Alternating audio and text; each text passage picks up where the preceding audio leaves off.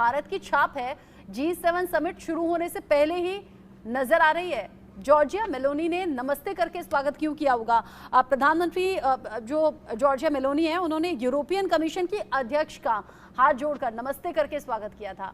जेके बंसल जी, देखिए, जो नमस्ते जो है बहुत पॉपुलर है, बहुत ही इसको सब एक्सेप्ट कर रहे हैं। अब जब कोविड-19 के दौरान में जो प्रिंस चार्ल्स थे उन्होंने भी नमस्ते हाथ जोड़कर किया था, और जो नरेंद्र मोदी जी ने हिंदुस्तान की जो सभ्यता को बहुत चारों तरफ उनको फैलाया है, और आपने देखा होगा कि G20 के दौरान में महात्मा गांधी की समाधि पर सभी जो नेता आए थे उन्होंने श्रद्धांजलि दी थी। तो इस प्रकार से जो मिलेट इंटरनेशनल डे मनाया गया था वो भी हिंदुस्तान के ही शुरुआत में योगा का प्रचार। तो इस तरह से जो एक हमारी संस्कृति और सभ्यता जो बहुत पुरानी है उसको अभी संसार में सब एक्सेप्ट करने लगे हैं, और उसका जो मान्यता चारों तरफ बढ़ती जा रही है। तो ये सिर्फ वो हिंदुस्तान की तरफ तो हाथ जोड़ना है, लेकिन वो आपस में भी इस सभ्यता को सब मानने लगे हैं, और इसी वजह से जो है जॉर्जिया मेलोनी वो बहुत प्रभावित हुई हैं इंडियन संस्कृति से, और उसको आगे बढ़ाने में वो योगदान कर रही हैं। और ये फिर सभी लोग इसको मानेंगे। और तो और जब प्राइम मिनिस्टर गए थे यहाँ पे पैसिफिक कंट्रीज में, वहाँ पर उनका पैर छुआ गया था। तो इस तरह जो कुछ हमारी सभ्यता है और जो उसमें आदर सूचक जो जेस्चर्स हैं उनका सभी कंट्री फॉलो कर रहे हैं, क्योंकि ये सबसे बड़ी महान सभ्यता है, बड़ी सभ्यता है, और हमको सबको सब इंडियंस को इसके ऊपर बहुत गर्व है, और ये सभ्यता हमारी बढ़ती जाएगी इस तरह से। जी, सभ्यता जो कि दुनिया के अलग अलग हिस्सों में देखने को मिल रही है, नमस्ते अगर किया जाता है तो जाहिर सी बात है भारत की संस्कृति की छाप देखने को मिलती है। लेकिन जो बात मैं अभी जिसका जिक्र कर रही थी, ये जो समिट है ये जेके बंसल साहब ऐसे वक्त पर हो रहा है जब दुनिया भर में दो युद्ध चल रहे हैं। एक तो रूस यूक्रेन के बीच में, एक इजरायल और हमास के बीच में जो संघर्ष है वो लगातार बढ़ रहा है। साथ ही साथ अमेरिका और कुछ पश्चिमी देशों के साथ में जो चीन की जो टसल बनी हुई है, उस लिहाज से ये समिट कितना खास है, और क्या इस समिट से कोई सोल्यूशन निकलकर सामने आ सकता है क्या? देखिए, समिट से सोल्यूशन तो निकल कर आता है, आपस में बातचीत होती है, और उसमें एक ये मुद्दा रहेगा चीन के बारे में भी कि जो एशिया पैसिफिक एरिया में, जो पैसिफिक ओशन समुद्र प्रशांत महासागर में चाइना जो अपना प्रभाव बढ़ा रहा है, वो भी एक मुद्दा रहेगा कि उसको कैसे कंटेन किया जाए।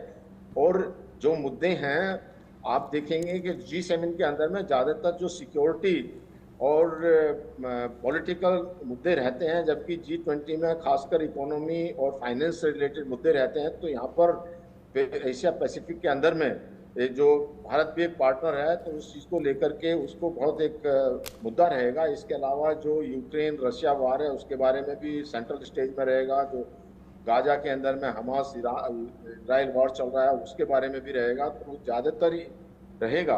और ये चाइना का भी इसमें काफ़ी, जो चाइना मदद कर रहा है खास करके जो ईरान को, और पैसिफिक के अंदर में जो ताइवान पे हावी होने की कोशिश, उधर फिलीपींस के अंदर में अपना प्रभाव बढ़ाता जा रहा है, तो उन चीज़ों उनको कंटेन करने के लिए ये उस पर बात होएगी। इसमें जो कनाडा भी है, USA भी है, UK है, जर्मनी, फ्रांस और इटली का भी एक स्पेसिफिक रोल है जो एशिया पैसिफिक के अंदर में, और इंडिया भी उसमें इन्वॉल्व है। उसके बारे में भी इंडिया के साथ में बातचीत होंगी, और इस तरह से ये मुद्दा चाइना के बारे में बिल्कुल ये इशू सेंट्रल स्टेज पर रहेगा। बिल्कुल इन इश्यूज पर बात होगी, और उम्मीद यही कि सोल्यूशन कुछ निकल पाए। इस तरह की समिट पर निगाहें रहती हैं जब मजबूत शक्तिशाली देश एक साथ बैठकर चर्चा ऐसे मुद्दों पर करते हैं। सोढी साहब, चूंकि कनाडा के पीएम जस्टिन ट्रूडो भी वहां पर पहुंच रहे हैं, 9 साल तक पीएम की जिम्मेदारी संभाल चुके हैं, लेकिन अपने ही देश कनाडा में उनका विरोध पिछले कुछ वक्त से बहुत ज्यादा तेज हो गया है। कुछ तो ऐसे हैं जो चर्चा आप कर रहे हैं उन्हें भूतपूर्व पीएम कहकर पुकार रहे हैं, क्योंकि उन्हें लग रहा है अब इनके हाथ से सत्ता जाने वाली है। क्या इसमें खालिस्तान का बहुत बड़ा रोल है? खालिस्तान समर्थक की जो छवि बनी हुई है जस्टिन ट्रूडो की, वो नुकसान पहुंचा सकती है। और अब G7 समिट में जब पीएम मोदी से आमना सामना होगा, खबरें ऐसी हैं कि अलगाववाद का मुद्दा उठा सकते हैं पीएम मोदी। बिल्कुल रचना जी, देखिए 1980 से पहले कनाडा और भारत के बहुत अच्छे रिश्ते थे, लेकिन सब कुछ बदला 1980 से जब जस्टिन ट्रूडो के पिताजी पेरे ट्रूडो दूसरी बारी कनाडा के प्रधानमंत्री बने और उन्होंने भारत से भागे हुए खालिस्तानियों को पनाह देनी शुरू की, और तब से लेके आज तक भारत और कनाडा के रिश्ते हमेशा खराब होते गए हैं और ज्यादा खराब हुए पिछले 9 साल में जब से जस्टिन ट्रूडो ने वहां सत्ता संभाली, क्योंकि उन्होंने अपने पिताजी की तरह खुले तौर पे खालिस्तानियों को वहां पे जगह दी, उनको जो भी गलत काम करने के लिए उनको उत्साह किया, जिसकी वजह से उन पे ना कभी कड़ी कार्रवाई हुई और हमने देखा कैसे वहां पे भारत विरोधी कई गतिविधियां हुई। लेकिन अभी जैसे कुछ दिन पहले जब प्रधानमंत्री नरेंद्र मोदी तीसरी बारी ऐतिहासिक तौर पर भारत के प्रधानमंत्री चुने गए और जस्टिन ट्रूडो ने वो सबसे पहले के कुछ नेताओं में थे जिन्होंने मोदी जी को मुबारकबाद दी, तो मेरी राय में कनाडा को ये जो पिछले 9 साल में ये इन्होंने भारत विरोधी गतिविधियों को बहुत बढ़ावा दिया, उसको खत्म करना चाहिए। एक नया दौर शुरू करना चाहिए जब कनाडा और भारत की दोस्ती अच्छी हो, क्योंकि कनाडा और भारत की दोस्ती में सबसे ज्यादा फायदा तो कनाडा को है। आज की तारीख में कनाडा के 55 बिलियन अमेरिकी डॉलर भारत में इन्वेस्टेड है पेंशन स्कीम में और म्यूचुअल फंड्स में। तो जितने अच्छी दोस्ती कनाडा भारत के साथ रखेगा उतना ज्यादा फायदा कनाडा को होगा। और दूसरी बात, जो अंतर्राष्ट्रीय स्तर पे कनाडा की छवि खराब हो चुकी है क्योंकि वो खालिस्तानियों को, जिहादियों को पनाह देता है, इसकी वजह से कनाडा में बहुत आक्रोश है। और अगले साल सितंबर में अगले वहां पे चुनाव है जिसमें आज की तारीख में आंकलन लगाया जा रहा है कि जस्टिन ट्रूडो की पार्टी को पराजय होगी, वो जीत नहीं पाएंगे। तो बहुत जरूरी हो जाता है अपने पॉलिटिकल सर्वाइवल के लिए, अपनी अर्थव्यवस्था के लिए, अच्छे रिश्तों के लिए जस्टिन ट्रूडो को एक कदम आगे लेके भारत के साथ अच्छे रिश्ते बनाने चाहिए जैसे 1980 से पहले होते थे। और क्या उन रिश्तों को दोबारा से मजबूत कर पाने में सिर्फ क्योंकि एक हाथ से तो ताली बजती नहीं है कर्नल सोढी, इसमें दोनों देशों को अहम भूमिका निभानी पड़ेगी और वो भी बराबर सहभागिता के साथ में, क्योंकि एक तरफा चीजें कभी भी होती नहीं है और एक तरफा चीजें कभी भी सफल होती नहीं है। ऐसे में जस्टिन ट्रूडो की तरफ से ऐसी कोई गुंजाइश आपको नजर आ रही है क्या? क्योंकि उनका रुख तो कुछ और रहता है, मुलाकातों में अलग तरीके से दिखते हैं। कर्नल सोढी। रचना जी, जहां तक भारत की बात है, कोई भी देश हो, चाहे पाकिस्तान हो, चाइना हो, जो हमारे दुश्मन देश है, भारत हमेशा सबके साथ अच्छे रिश्ते चाहता है। कनाडा के साथ भी हम हमेशा अच्छे रिश्ते चाहते आए हैं। लेकिन अब दायित्व जस्टिन ट्रूडो पे है, क्योंकि जिस तरह से उन्होंने बहुत खराब झूठे एलिगेशन लगाए भारत पे पिछले साल और जिसकी वजह से काफी दोनों देशों में एक्रिमोनी हुई, ये समय है जस्टिन ट्रूडो को एक कदम आगे लेने का। अगर जस्टिन ट्रूडो एक कदम आगे लेंगे, भारत 2 कदम आगे लेगा, क्योंकि भारत की ना सभ्यता में, ना संस्कृति में, ना संस्कार में कोई दुश्मनी लिखी है। हम सारे देशों के साथ अच्छे रिश्ते चाहते हैं। सारे देशों के साथ हम अच्छे रिश्ते चाहते हैं और भारत के लिए तो कहा जाता है कि कभी भी ना तो रिश्ते बिगाड़ने के लिहाज से, ना कुछ भी गलत निगाहों से किसी देश की तरफ आगे बढ़कर देखते नहीं, फिर चाहे वो पड़ोसी देश, दुश्मन देश ही क्यों ना हो। लेकिन अगर कोई भी जरा भी आंखें टेढ़ी करके देखता है तो फिर उसे सबक सिखाना भी हिंदुस्तान बेहतर तरीके से जानता है।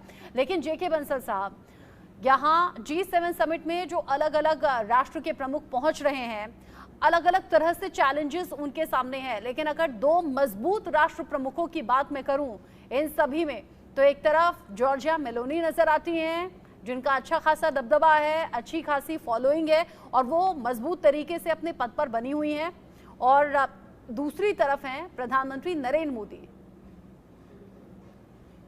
बिल्कुल ठीक कहा आपने।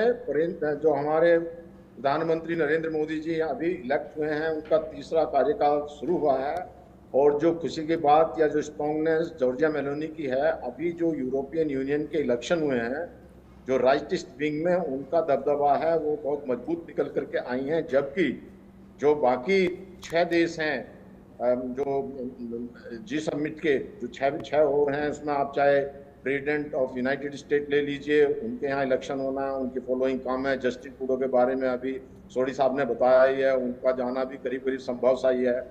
जो मैक्रो हैं वो भी अभी अपना जो एक इलेक्शन में उनको भी सपोर्ट नहीं मिला है, कहते हैं लेम डक प्रेसिडेंट रह गए हैं, उनकी सारी चीज़ों को अपोज किया जाएगा, उनके प्रपोजल को। इसी प्रकार से जो जर्मनी के चांसलर हैं उनका भी कोई इतना स्ट्रॉन्गनेस नहीं है, और जापान में भी नहीं है। तो इस तरह से देखा जाए इस मीटिंग के अंदर में अभी भारत का दबदबा काफ़ी ज़्यादा है और जॉर्जिया मेलोनी भी स्ट्रॉन्ग है।